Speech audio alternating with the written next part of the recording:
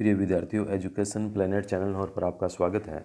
और आज के इस वीडियो में कक्षा 6 इतिहास विषय में पुस्तक हमारे अतीत उसका पाठ 7 अशोक एक अनोखा सम्राट जिसने युद्ध का त्याग किया, इसके पाठ्य पुस्तक के प्रश्नोत्तर का यह वीडियो है।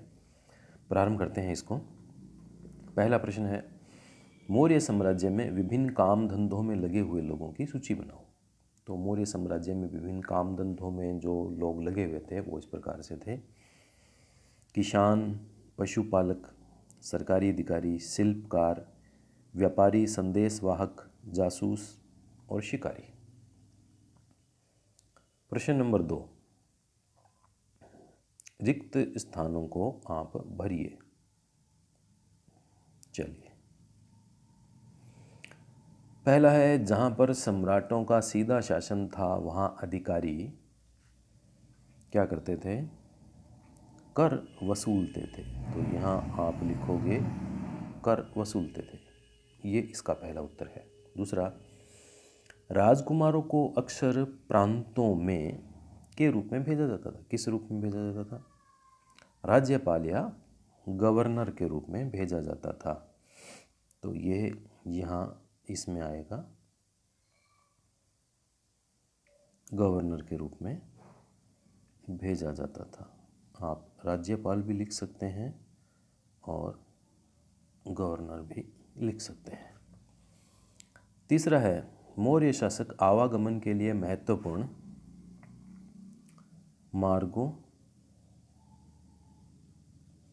और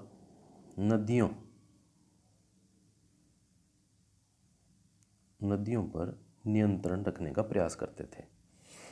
और घ है, प्रदेशों में रहने वाले लोग मौर्य अधिकारियों को नजराना यानी कोई भेंट, कोई गिफ्ट, ये नजराना दिया करते थे। तो पहले में कर, दूसरे में राज्यपाल या गवर्नर, तीसरे में मार्गों और नदियों आएगा और चौथे में आएगा नजराना। अब फिर इसमें अगला प्रश्न है, बताओ कि निम्नलिखित वाक्य सही है या गलत। तो हम इसको शुरू करते हैं।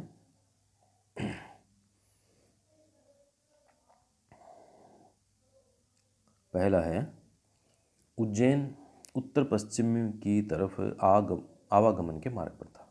पहला है, उज्जैन उत्तर पश्चिम की तरफ आवागमन के मार्ग पर था। तो यह है कथन गलत है। दूसरा है, आधुनिक पाकिस्तान और अफगानिस्तान के इलाके मौर्य साम्राज्य के अंदर थे। यह सही है। तीसरा है, चंद्रगुप्त के विचार अर्थशास्त्र में लिखे गए हैं। यह भी सही है। कलिंग बंगाल का प्राचीन नाम था। यह गलत है। और अशोक के ज़्यादातर अभिलेख ब्राह्मी लिपि में है। यह कथन सही है। तो ये पहला गलत है, दूसरा तीसरा सही है, चौथा गलत और पांचवा सही है। प्रश्न नंबर 4 है, उन समस्याओं की सूची बनाओ जिनका समाधान अशोक धम्म द्वारा करना चाहता था। उत्तर है, अशोक के साम्राज्य में निम्नलिखित समस्याएं थी। पहला, परिवार और पड़ोसियों के बीच में आपसी झगड़ों को सुलझाना, अलग अलग धर्म को मानने वाले लोगों के बीच में आपसी टकराव, जानवरों की बलि और उनको कष्ट देना, दासों और नौकरों के साथ में बुरा व्यवहार किया जाना। अशोक उपरोक्त समस्याओं का समाधान धम्म के द्वारा करना चाहते थे। प्रश्न नंबर 5, धम्म के प्रचार के लिए अशोक ने किन साधनों का प्रयोग किया। तो अशोक ने धम्म प्रचार के लिए निम्नलिखित उसमें प्रयास किए या निम्नलिखित साधनों का उन्होंने प्रयोग किया। पहला, उन्होंने धम्म महामात की नियुक्ति की जो विभिन्न स्थानों पर जाकर शिक्षा देते थे। दूसरा, विदेशों में धम्म के विचारों को प्रसारित करने के लिए प्रतिनिधियों को प्रचार के लिए भेजा। तीसरा, अशोक ने धम्म के संदेशों को कई स्थानों पर शिलाओं और स्तंभों पर खुदवाए। और अशोक कुछ अधिकारियों को नियुक्त करते थे जो शिलाओं और स्तंभों पर लिखे संदेश को उन लोगों को सुनाते थे जो लोग पढ़ नहीं सकते थे। इस प्रकार अशोक ने धम्म का व्यापक प्रचार किया।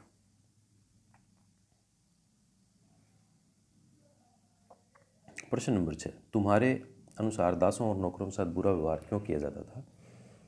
क्या तुम्हें ऐसा लगता है कि सम्राट के आदेशों से उनकी स्थिति में सुधार हुआ होगा? अपने जवाब के लिए कारण बताओ।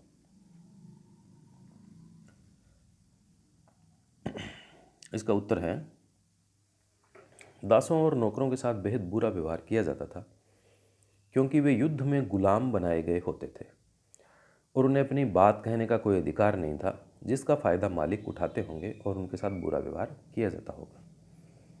सम्राट अशोक आदेशों से दासों की स्थिति में सुधार आया होगा क्योंकि अशोक महसूस करता था कि दासों की स्थिति सुधारना उसका कर्तव्य है और धम्म की मदद से दासों की समस्याओं का समाधान करने का उसने प्रयास किया। लोगों में जागरूकता फैलाई और दासों के साथ में बुरा बर्ताव रोकने के लिए जासूस भी नियुक्त किए थे। इन सब प्रयासों से निश्चित रूप से सुधार हुआ होगा।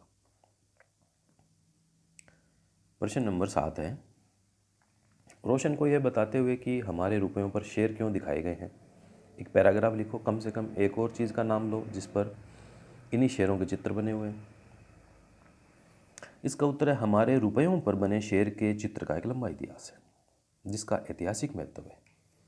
महान सम्राट अशोक के राज्य के दौरान 4 शेरों की मूर्ति पत्थरों को काटकर बनाई गई थी, जो कि सारनाथ में एक विशाल स्तंभ पर आज भी सुरक्षित है और भारत के गौरवशाली इतिहास का वो प्रतीक है। यह चित्र हम रुपयों, सिक्कों में तथा भारत सरकार के द्वारा प्रयोग किए जाने वाले सभी दस्तावेजों, पत्रों और स्टाम्प पेपर पर हम देख सकते हैं। तो इस प्रकार से पाठ 7, अशोक एक अनोखा सम्राट जिसने युद्ध का त्याग किया, इस पाठ के पाठ्य पुस्तक के प्रश्न हमने पूरे किए हैं। नेक्स्ट वीडियो में हम चैप्टर नंबर 8, खुशहाल गांव और समृद्ध शहर, इसका वीडियो लेकर हम आएंगे। तब तक आनंद के साथ रहिए, अच्छी पढ़ाई कीजिए, अपना होमवर्क पूरा कीजिए।